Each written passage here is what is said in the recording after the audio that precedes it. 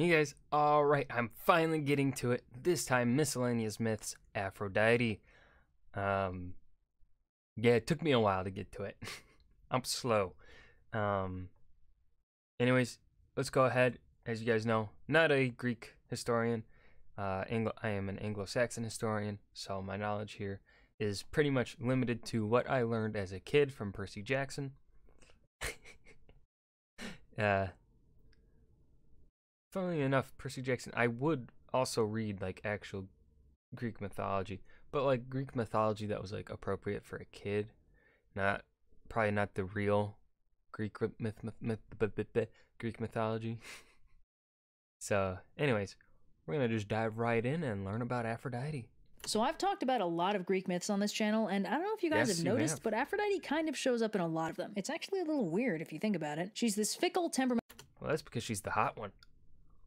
...mental force that just kind of shows up and causes chaos. She's a bit of a ditz who would literally murder people to maintain her OTPs and no-TPs. She's a doting mother, an unfaithful spouse, a benevolent boon granter, and a really sadistic punisher of perceived slights. She's confusing is what she is. What the heck is her deal? So before we go trekking through historical context to try and figure out why she's like this, let's put together everything we know about Aphrodite. The term historical context.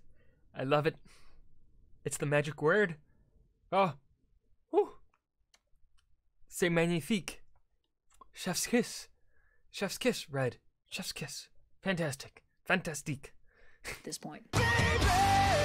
Aphrodite's most well-known birth story involves her spontaneously arising fully formed from the sea foam kicked up by Uranus' castrated balls and drifting ashore onto the island of Cythera, which she then made her home. It's generally agreed on that Aphrodite was never a child, as she represents adult love and sexuality, so she just spontaneously appears all grown up, which is good because the alternative is pretty gross. Grosser than the balls thing. Now, first off, Aphrodite has a big role in the Iliad, as she's almost single-handedly responsible for kicking off the Trojan War. For those unfamiliar with the premise, Eris, the goddess of discord, gets pissed when she's not invited to Achilles' parents' wedding, so she hucks a golden apple at the Olympians and says it's for the hottest goddess. Aphrodite, Hera, and Athena got all hung up on the competition, and recognizing that there was no safe answer to that particular question, Zeus fobs the responsibility off on this random Trojan kid, Paris. The three goddesses appear to Paris and tell him to choose which of them is the fairest, and to sweeten the deal, each goddess also offers him a gift/bribe. Hera offers to make him the ruler of all of Europe and Asia, Athena offers him wisdom and heckin' sweet battle tactics, and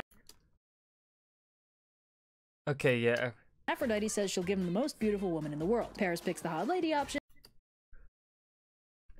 But, I mean, if you ruled all of Europe and Asia, you could pretty much have anyone you want. I mean, so, there's that. Paris, you weren't thinking long game, my guy. You weren't thinking long game. You could be rich, the most powerful being in history, and pick any hot woman you want. You're like the god emperor of Europe and Asia. Like, come on, dude.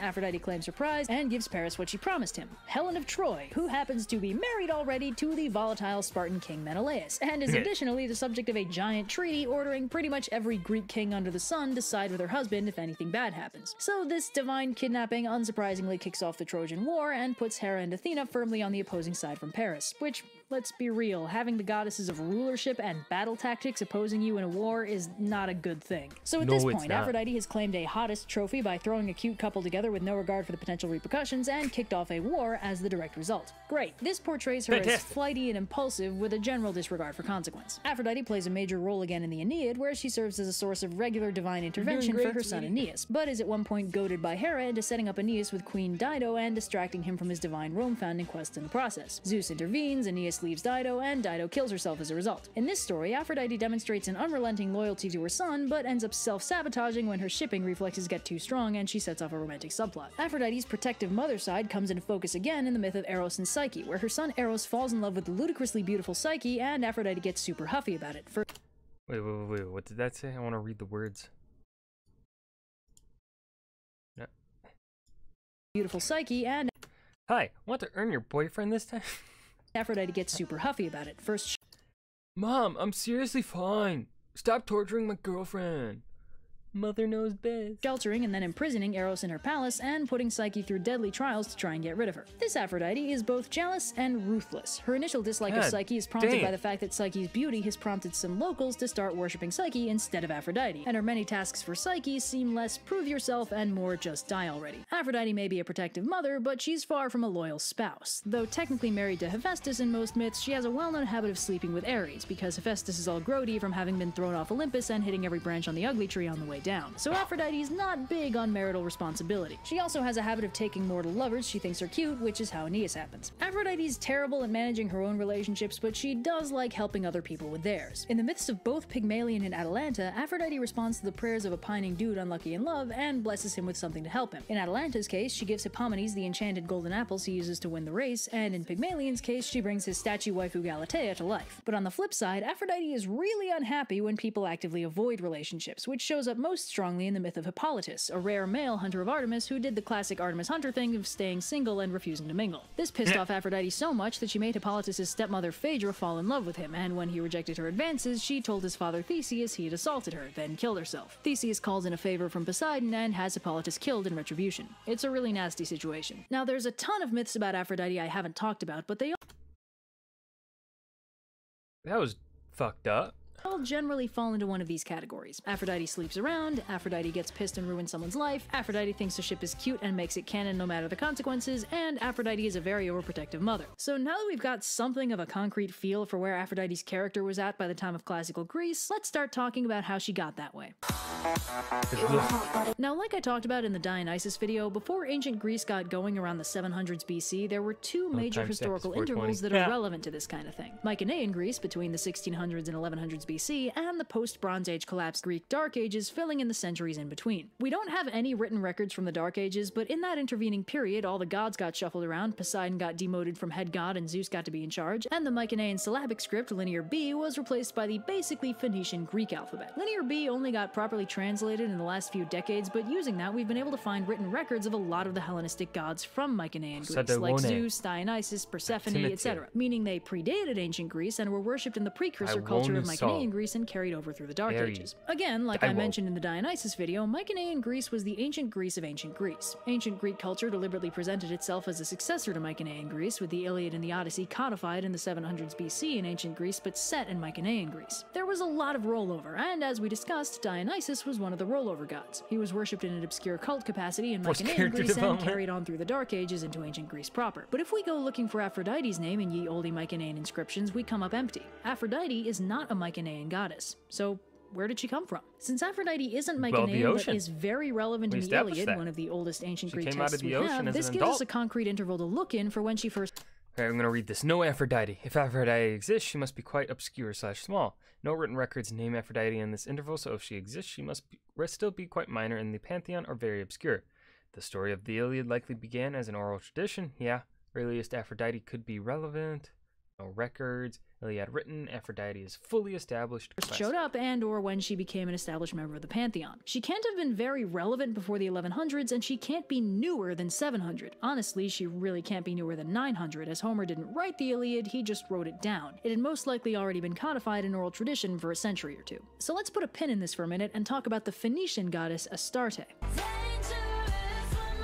Astarte is a Phoenician goddess of fertility, sex, war, and the planet Venus. References to her name first appear in the port city of Ugarit between 1450 and 1200 BC, and there's evidence that her cult moved out along Phoenician trade routes, which reached the eastern tip of Crete. There was also a Phoenician settlement on the island of Kythera sometime in the 1400s BC, and if the name Kythera is ringing any bells, it's the mythological realm of Aphrodite and the home to her oldest temple, as well as the place she supposedly first came to shore after being born from sea foam, making it a very simple leap to suppose that this is a mythological representation of her cult coming from across the sea and making landfall there. Also, like I mentioned right at the beginning, the Phoenician alphabet was brought to Greece sometime around the Dark Ages, and it's not so unreasonable that the Phoenicians might have brought some other info with them, like a nifty cult, for example. So the general consensus is that the Phoenician cult of Astarte came to Greece, specifically Kythera, most likely in the 1400s. Astarte became Aphrodite, and in the intervening centuries, her worship spread until by the time the Iliad was being taught, she'd been firmly emplaced as a member of the pantheon. Sure, that's cool. Astarte is also Ishtar. Ishtar is the Mesopotamian goddess of love, sex, fertility, beauty, war, justice, political power, the planet Venus, and a bunch of other stuff. That's she a was lot. worshipped from 4000 BC onward and saw a major jump in popularity around 2300 BC. You may remember her from her appearance in the Underworld Myths video, where she quests into the underworld to retrieve her boyfriend Tammuz and comes into conflict with Eresh-ki-gal, the queen of the underworld. So it might fascinate you to know that Aphrodite has a very similar myth. In the story of Adonis, Aphrodite finds the orphaned infant Adonis and gives him to Persephone to be raised in the underworld. That part is pretty unique. But when Adonis grows up to be super hot, Aphrodite and Persephone end up getting into a fight over who gets to keep him. And while Persephone has no relation to Eresh-ki-gal, her status as queen of the underworld slots her into the appropriate mythological role perfectly. I'm not crazy, by the way. Tammuz had his own cult and it got imported to Greece under the name Adonis. This is a legit connection. So Aphrodite, a goddess of sex, love, beauty, and the planet Venus, comes from Astarte, a goddess of all of the above plus war, and Astarte comes from Ishtar, a goddess of all of the above plus justice and power. That's not too crazy. Astarte makes landfall in Cythera when her cult travels up along the trade routes. At this point, we've got a couple questions presenting themselves to us. Where did her cult go next? And if Ishtar and Astarte are so strongly war goddesses, then why is Aphrodite totally not a war goddess? I'll answer both those questions at once. The next place she went was Sparta, and she was absolutely a war goddess. Nice. So Cythera is this little island right about here-ish. Sparta is about here-ish. Unsurprisingly, given their proximity, Sparta had a habit of intermittently claiming Cythera as a territory, and equally unsurprisingly, some of that OG Phoenician cult attitude seems to have leaked through whenever Sparta was in the area. Sparta is also one of the oldest cities in ancient Greece, so when you put that all together, you get the fact that Sparta pretty much got the first good look at this brand new goddess, and judging by the statues they carved and the way she was worshipped, Aphrodite was a full-on war god back when she first made landfall. Now, unsurprisingly, a goddess of beauty and sex simultaneously being a goddess of war was unlikely to bother the Spartans, because, you know, Spartans. But the rest of Greece didn't seem too keen on the concept. Apparently, it was considered an inherent contradiction in values. The warlike Aphrodite is found almost exclusively on Cythera and in Sparta, and it's worth noting that in the Iliad, Zeus explicitly tells Aphrodite that she doesn't belong on the battlefield, which is the kind of overt character interaction that contemporary writers like to use to make firm political statements on controversial subjects. The fact that it needed to be stated at all implies it might have been something of a debate at the time. Anyway, this warlike Aphrodite, while probably the oldest Aphrodite, is...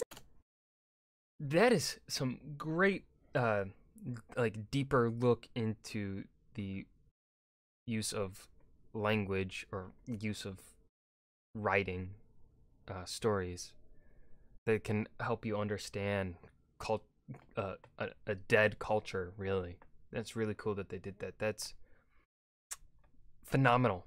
I love it. Isn't the most popular Aphrodite in ancient Greece. As her worship spread, her image changed, which wasn't uncommon, but is still very interesting. But before we go further in that direction to explore how she was worshipped, we gotta talk about two things: mythological inconsistencies and divine epithets.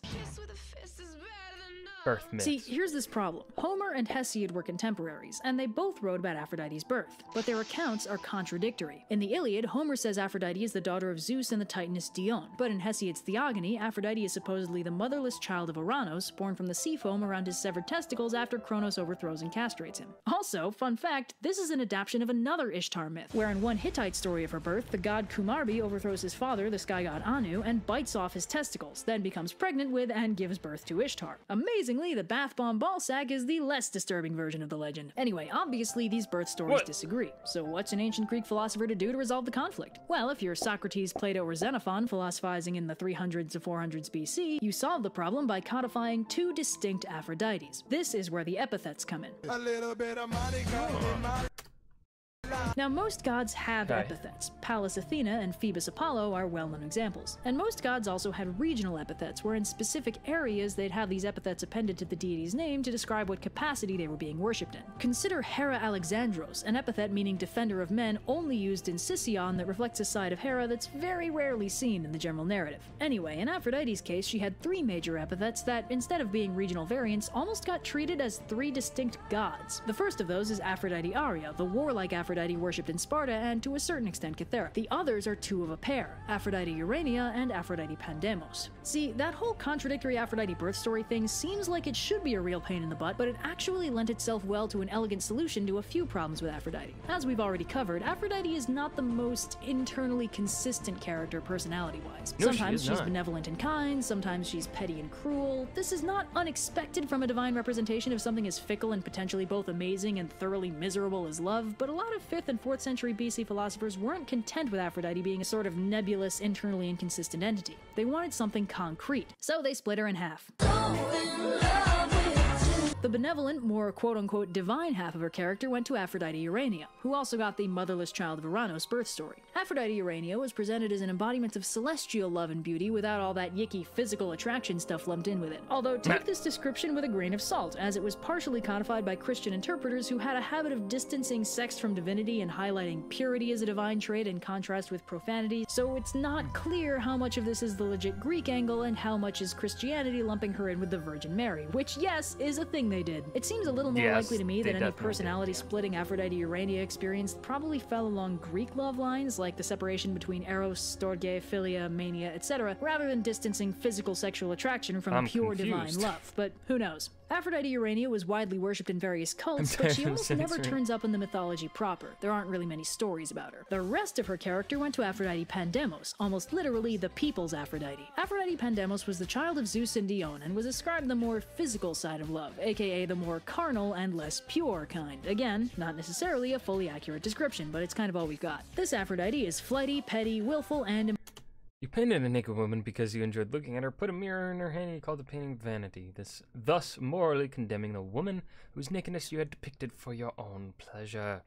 John Berger. She does what she wants, when she wants, no matter the consequences. This is the Aphrodite whose name turns up in the literature. Now here's a very interesting thing to consider when examining Aphrodite Pandemos. It was actually very rare for an Olympian god to be worshipped by everybody. Looking back on ancient Greece as though it were a cohesive unit, it's easy to think that because it had a concrete pantheon, everyone worshipped everyone. But in practice, most of the gods were fairly specialized. They'd be honored on their festival days, obviously, but, well, for example, unless you're a blacksmith or craftsman, Hephaestus is unlikely to be super relevant to your everyday life. Zeus is the major exception, as evinced by his Pan-Hellenos epithet denoting him as a god of the whole Hellenistic world, but Aphrodite is pretty much the only other god who seems to have been relevant to almost everybody. And it makes sense, there aren't many people for whom love, sex, and beauty don't matter. So Aphrodite Pandemos is in this rare divine position of being directly relevant to nearly everybody, and this didn't go unnoticed by the greater Hellenistic world. One of her explicit divine qualities was the ability to bring large groups of people together. And if you think that seems like it could be a politically useful divine quality, you'd be right. Aphrodite Pandemos' everyman appeal was mythically leveraged by Theseus during the founding of Athens, as he used her influence to unite scattered and disconnected townships under one banner. Aphrodite Pandemos was worshipped in Athens as a result, but her pseudo-leadership position didn't end there. See, around the 200s BC, a little something called the Roman Empire started getting really important. And in case you forgot, Aphrodite... Well, excuse me, ma'am, at this point in time, in the 200s, they would still be referred to as the Roman Republic.